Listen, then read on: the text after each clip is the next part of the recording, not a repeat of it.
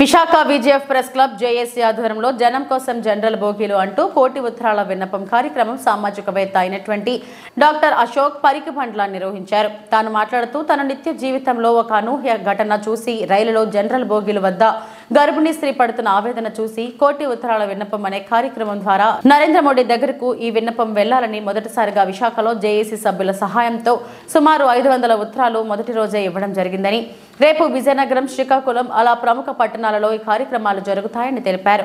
Konark express రద్దీగా ఉండటంతో తోపులాట ఒక నిండు గర్భిణి చెంకలో తన బిడ్డను ఎత్తుకొని రైలు ఎక్కుతుండగా చెంకలో ఉన్న బిడ్డ కింద పడి ప్రాణాలు కోల్పోవడమే కాకుండా గర్భంలో ఉన్న పిండం కూడా చనిపోవడం బాధాకరమైన విషయమని, ఇలా ఇంకా ఎవరికీ జరగకుండా ఉండాలని ఈ కార్యక్రమం ముఖ్య ఉద్దేశమని తెలిపారు.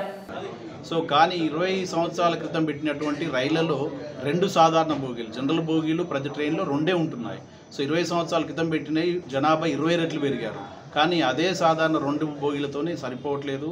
ప్రయాణం చేస్తున్న క్రమంలో పిల్లలు, ప్రెగ్నెంట్ లేడీస్, వృద్ధులు అనేక ఇబ్బందులు పడుతున్నారు. చాలాసార్లు చనిపోవడం కూడా జరిగింది. వరంగల్లో జరిగిన ఒక సంఘటన నాకు ఈ కార్యక్రమానికి శ్రీకారం చుట్టింది. ఒక ప్రెగ్నెంట్ లేడీ రైలు ఎక్కుతూ చిన్న పాపను ఎత్తుకొని కింద పడింది. ఆ చిన్న పాపకి హెడ్ ఇంజూరీ అయి చనిపోయింది. తర్వాత 16 రోజుల తర్వాత ఆ యొక్క స్త్రీమూర్తి, ఆ ప్రెగ్నెంట్ లేడీ ఆవిడ కడుపులో ఉన్న పిండం కూడా చనిపోవడం జరిగింది. అది నాకు ఈ కార్యక్రమానికి నాంది పలికింది. మేము ఏం కోరుతా ఉన్నామంటే ప్రతి రైలులో 5 సాధారణ బోగీలు కనీసం ఉండాలి, ఇంకా పెంచితే బెటర్. ఎందుకంటే మనం ప్రతిరోజు కూలీ చేసుకోవడం కానీ, వృత్తిరీత్యా కానీ, ఉద్యోగరీత్యా కానీ ప్రతి నిత్యము చాలామంది ట్రైన్లోనే ట్రాన్స్పోర్ట్ ప్రయాణం చేస్తూ ఉంటారు. కాబట్టి సాధారణ ప్రజానీకానికి ఒక హ్యాజిల్ ఫ్రీ జర్నీ అనేది ఉండాలి. కాబట్టి ప్రధానమంత్రి గారికి ఒక విజ్ఞప్తి చేస్తున్నాం. గాంధీ అనే ఐడియాలజీలో ఒక కార్డు క్యాంపెయిన్ అనేది మొదలుపెట్టాము. ఇది భారతదేశ వ్యాప్త ప్రధానమంత్రి గారికి కోటి ఉత్తరాల కార్యక్రమం. దీన్ని అందరూ కూడా సహకరించండి. తెలంగాణలో ఈ కార్యక్రమం ఉధృతంగా నడుస్తూ ఉంది, గుజరాత్ రాష్ట్రంలో కూడా నడుస్తూ ఉంది. ఇవాళ మొట్టమొదటి కార్యక్రమం ఇవాళ మనకు వైజాగ్లో నేను రావడం జరిగింది. మొట్టమొదటి కార్యక్రమం రాష్ట్ర వ్యాప్తంగా వైజాగ్ బీచ్లో మార్నింగ్ వాకర్స్తోని కార్యక్రమం చేసి ఒక 400 మందిని ఉత్తరాలు రాయించడం జరిగింది. ప్రతి ఒక్కరు కూడా సహకరించారు. మీ షెడ్యూల్ ఎలా ఉంటుందండి? ఇవాళ వైజాగ్ జిల్లా అండి, రేపు విజయనగరం జిల్లాకు వెళ్తున్నాను, ఆ తర్వాత శ్రీకాకుళం, ఆ తర్వాత గుంటూరు, విజయవాడ వెళ్తాను. ఇది ఫస్ట్ ఫేజ్. ప్రతి బడ్జెట్లో ఎక్కువ ట్రైన్స్ కొన్ని ప్లేసెస్కి ఇది పెంచడం జరుగుతుంది. ఏ గవర్నమెంట్ అయినా ఈ ఆలోచన ఎందుకు చేయట్లేదు? దానికి మనం సమాధానం చెప్పలేం. కానీ ఒక సోషల్ యాక్టివిస్ట్గా ప్రజలు పడుతున్న ఒక వేదన మాత్రం నేను ముందుకు తీసుకురాదలిచాను. వాళ్ళు ప్రభుత్వాలన్నీ కూడా ఎంతసేపు ఒక రైల్వేస్ అనేది ఇన్కమ్ సోర్స్గా తీసుకుంటున్నారని అనుకుంటున్నాను. కానీ వారి బాధ్యత ఏంటంటే ఇవాళ బొగ్గు కానీ ఈ ట్రాన్స్పోర్టింగ్ సిస్టంలో ఒక దగ్గర నుంచి ఒక దగ్గరికి అన్ని ట్రాన్స్పోర్టింగ్ సిస్టంలో ఎక్కువ ఇన్కమ్ వస్తూ ఉంటుంది. కానీ అది ఇన్కమ్ సోర్సు, దాన్ని చూసుకోవాలి. కానీ ప్రజలను రవాణా చేయడం అనేది ఒక సామాజిక బాధ్యతగా తీసుకోవాలి. ఇది ఒక సోషల్ సర్వీస్గా తీసుకోవాలి.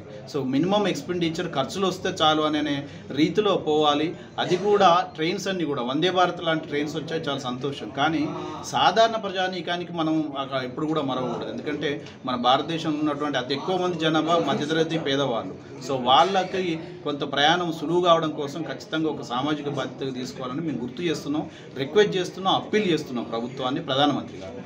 ఏ గవర్నమెంట్ అని పట్టించుకోవట్లేదు. అంటే ఎన్ని సంవత్సరాలు అయినా సరే జనరల్ బోగీలు పెంచాలనే ఆలోచన ఏ ప్రధానమంత్రి కానీ ఏ గవర్నమెంట్ కానీ ఉన్నట్లేదు. దేనివల్ల ఉంటారు ఇది అంటే గతంలో కూడా మీరు రిప్రజెంటేషన్స్ ఇవ్వడం జరిగింది. ఎవరు ప్రయారిటీస్ వాళ్ళకు ఉన్నాయి. వాళ్ళు ఏదో ఎలక్షన్ ముందు ఏదో చేద్దామని అనుకుంటారు, అక్కడ పోయిన తర్వాత వ్యవస్థలో అంత ఇదిగా ఉంటుంది.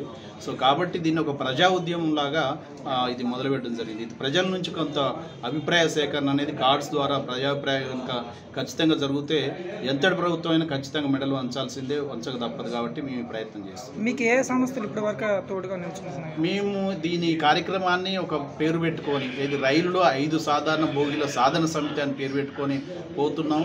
ఏ ఏరియాల్లో ఏ సంస్థలు ముందుకు వచ్చినా వాళ్ళతో కొలాబరేట్ చేస్తున్నాం. ఇక్కడ మనకు జేసీఐ అనే సంస్థ